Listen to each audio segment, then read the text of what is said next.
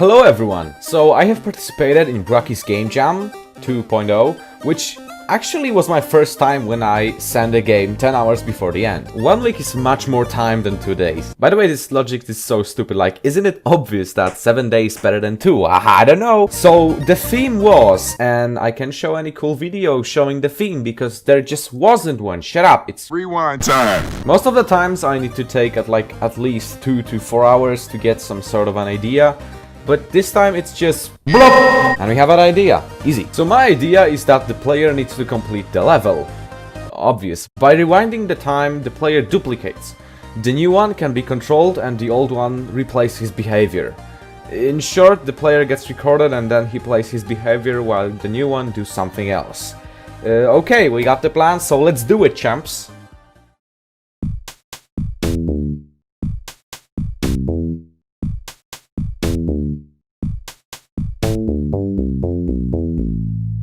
I really enjoy game jams that give you lots of time to create your game. When making a game in 2 days, you can try hard to make some sort of a working game, which most of the times doesn't work properly or bugs in a very disappointing way. When you defeat the boss and complete the level, you can't click the continue button because Unity doesn't like me.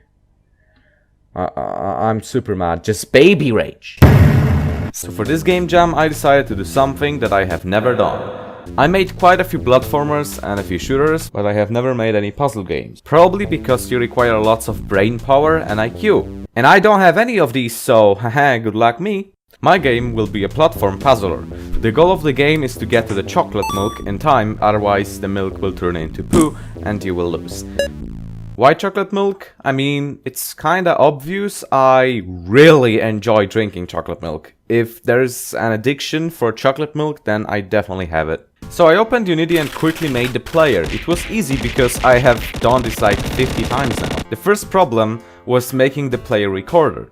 The point of a game jam is to try new things, so I sat down and brainstormed lots of ideas. I had quite a few that could work, but I just had problems with implementation. So I went on YouTube and oh, BRACKEYS, the host of the jam. This video will have a look at reversing time. Well, that's just perfect. Why would I make my own code when I can just steal someone else's? Hippity hoppity, your idea is now my property. The script basically saves position and then plays the replay. I made few levels, but I will talk about them later. So now we have movement that actually let me create few puzzles. The first mechanic I have created is that the player can jump on heads of other instances.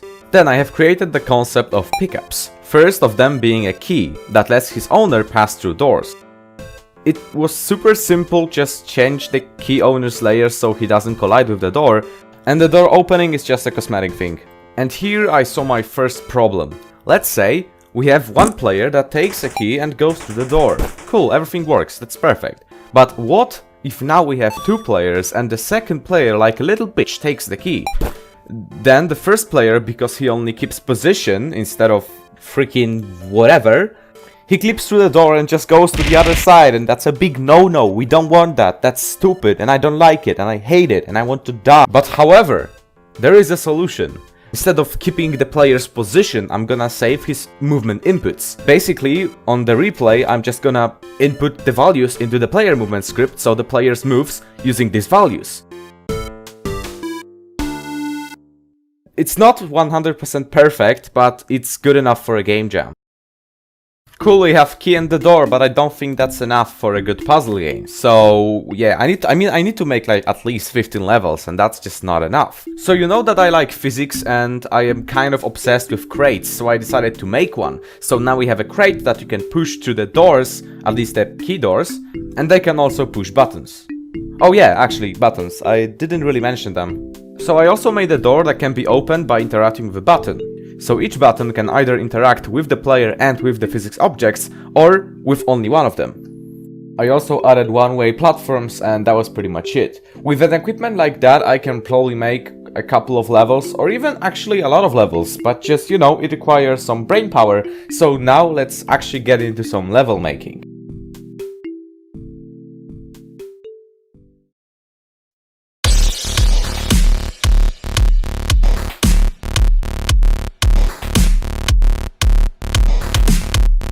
So making levels isn't that easy, because you need to know that actually the player that will be playing your character in the game needs to know and learn how actually the game works. And the easiest way to do it is just to do it in the level. Of course, I could make like an actual scene that is like, for example, oh, how to play the game scene that explains with millions and trillions of text. But just, let's be honest guys, no one's gonna read it. Nobody gives a shit. In my previous games, I just simply put some text in the level and explained how something works. Here I did the same, except I did it a bit less than in my other games. I decided that I'm gonna try to teach the player by playing, which basically is something that Mario did, for example. The game shows the player a new action that he can perform. Then the player uses this action in order to complete the level, and that's the challenge part of it. By making more and more challenges, the player gets better and better, and so he learns. So by using this strategy that Mario used, we can pretty much just avoid telling the player exactly how to play the game and just making it more fun for them. Actually, in the background you could see me making a level because I just didn't know what else I can put there. And yes, actually making one level took me about 20 to 30 minutes, which is quite long, but still, it's pretty good considering I am making a puzzle game which I have like never done. And I don't know anything about making a puzzle game. Now I'm gonna show you some examples how actually the levels teach the player how to play. But by showing the levels, I'm actually spoiling the game for you. So if you want to play it, go ahead. Link is in the description, it's totally free. And you don't even have to download anything.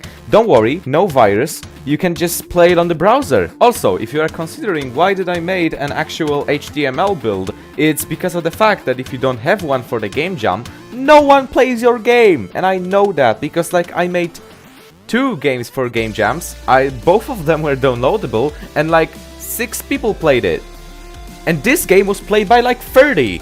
At least at the moment that I'm recording this video.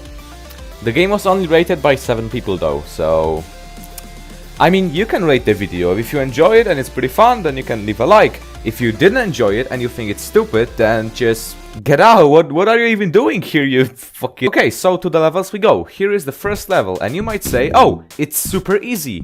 And you know what? You're actually right. So it is easy, because I just want to teach the player how the heck to move. Because not knowing how to move in a platformer game, it's just freaking end for you. You can do nothing.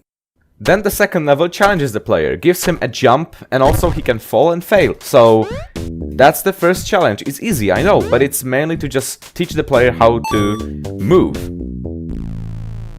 So then we have this level, which just says jump on yourself. And it's super confusing because like, hey, I can't jump on myself. What do you mean? So the player waits till the end of the level and then he gets this weird screen, which he didn't get in the first levels because he probably completed them. So now he sees that the rewind button is actually available for him, so he clicks it. And yeah, it creates a new player. And now he understands what do I mean by jump on yourself. So he jumps on himself and passes the level. So up to now the player knows that he will be recorded and then the instance will play itself and he can then play as another player. Cool, very nice. But there is one thing that he doesn't know yet. He doesn't know how actually the player saves the movement, because he don't know if it just saves the position or maybe it actually saves the move input. And so here is the door push level, which sounds a bit weird, but just hear me out. So first try, the player just spawned in and he's like, okay, push door. I guess I'm gonna push the door. He pushes it for a bunch of time because he thinks like, well, maybe I'm gonna break the door or something, but no. So then comes the next player and he sees the button up there, so, you know, he jumps on the button, the door opens, and then he sees that the player under him moved while he was still blocking the door. So that means that the actual player is not saving the position, but actually the move inputs. And then he can actually complete the puzzle. Very much easy. And that's about all the levels I want to show you. I know I could show some more examples, but I just don't want to spoil everything. There is just like 20 levels and you already know like 4, so yeah, just play the game, noob. So after creating 20 levels, the game was actually ready. I just needed to make a quick menu, upload the game, make the page, and that wraps up the story that I wanted to tell you. So I really enjoyed this jam. I think that actually this is my probably best game that I ever made for a game jam. Because I mean, I probably made some better games, I don't know. But I mean, this one is pretty fun, I need to say. I even am thinking about continuing to work on the game. I mean, you can share your opinion in the comments if you want to. It's not like I care, but you always can, remember. Alright guys, I think that's enough for the video. It just passed 10 minutes, so yeah, see you soon and have a great day or something. Not fall off the bridge. And stay home and stay safe. That was probably the nicest video ending. I even feel good. And that kinda makes me feel bad, so just freak you all. Have a the worst week in your life. Literally, just go and die.